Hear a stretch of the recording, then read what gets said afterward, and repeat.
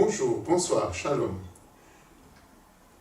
Comme la parole de Dieu nous dit dans Jean, au chapitre 15, le verset 7, « Si vous demeurez en moi, que mes paroles demeurent en vous, demandez tout ce que vous voudrez, cela vous sera accordé. » Donc nous voulons demander à Dieu de nous manifester ses prodiges en 2026. Et nous voulons ensemble proclamer la parole de Dieu dans l'Évangile selon Jean. Aujourd'hui donc c'est le 10e jour ou le 10e chapitre et nous disons que l'Éternel opère un prodige en ta faveur et proclamons ensemble la parole de Dieu. En vérité, je vous l'ai dit, celui qui n'entre pas par la porte dans la bergerie, mais y monte par ailleurs, est un voleur, un brigand. Mais celui qui entre par la porte est le berger des brebis. Les portiers lui ouvrent, les brebis entendent sa voix. Il appelle par leur nom les brebis qui lui appartiennent et il les conduit dehors. Lorsqu'il a fait sortir toutes ses propres brebis, il marche devant elles et les brebis le suivent parce qu'elles ne connaissent sa voix. Elles ne suivront point un étranger, mais elles fuiront loin de lui, parce qu'elles ne connaissent pas la voix des étrangers. Jésus leur dit cette parabole, mais ils ne comprirent pas de quoi il leur parlait. Jésus leur dit encore, en vérité, je vous l'ai dit, je suis la porte des brebis. Tous ceux qui sont venus avant moi sont des voleurs et des brigands, mais les brebis ne les ont point écoutés. Je suis la porte. Si quelqu'un entre par moi, il sera sauvé. Il entrera et il sortira, et il trouvera des pâturages.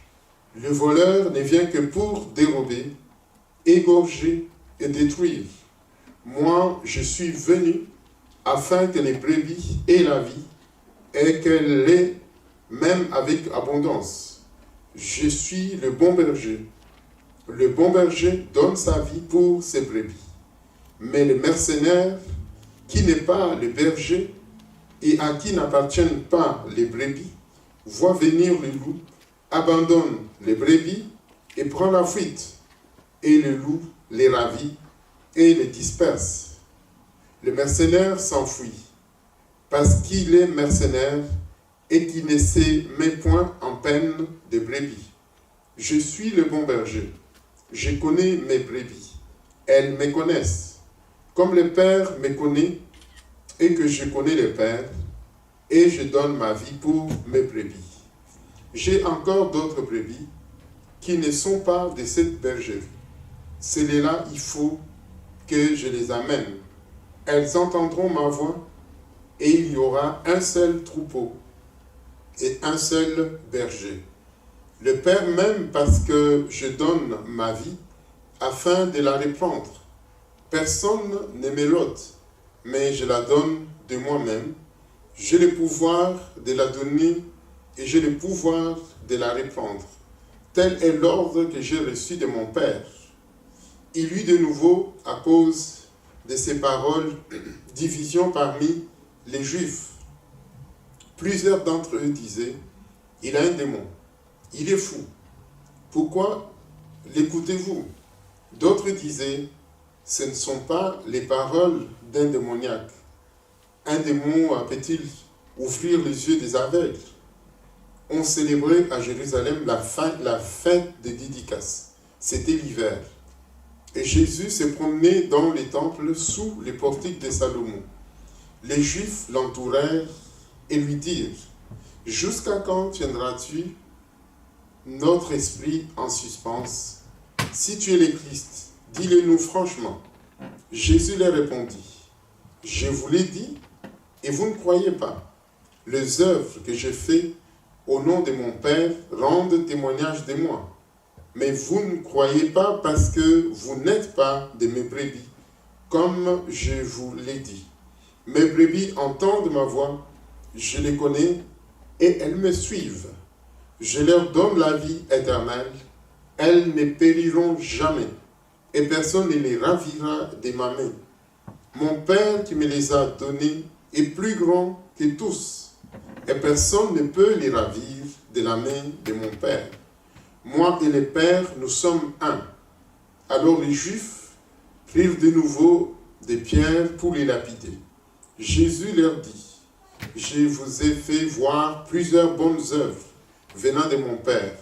Pour laquelle me lapidez-vous » Les Juifs lui répondirent, « Ce n'est point pour une bonne œuvre que nous te lapidons, mais pour un blasphème. Et parce que toi, qui es un homme, tu t'es fait Dieu. » Jésus leur répondit, « N'est-il pas écrit dans votre loi, je dis, vous êtes des dieux. Si elle a appelé Dieu, c'est à qui la parole de Dieu a été adressée. Et si l'écriture ne peut être anéantie, c'est lui que le Père a sanctifié et envoyé dans le monde, vous lui dites, tu blasphèmes. Et c'est là parce que je dis, je suis le Fils de Dieu. Si je ne fais pas les œuvres de mon Père, ne me croyez pas.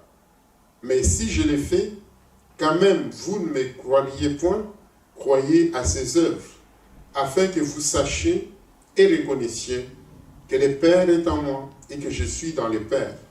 Là-dessus, ils cherchèrent encore à les saisir, mais il s'échappa de leurs mains. Jésus s'en alla de nouveau au-delà du Jourdain, dans le lieu où Jean avait d'abord baptisé, et il y demeura. Beaucoup de gens vinrent à lui, et ils disaient, Jean n'a fait aucun miracle, mais tout ce que Jean a dit de cet homme était vrai. Et dans ce lieu-là, plusieurs crurent en lui. Jean n'a fait aucun miracle, mais tout ce que Jean a dit de cet homme était vrai. Et dans ce lieu-là, plusieurs crurent en lui. Que l'Éternel opère un prodige pour toi en 2026. Shalom.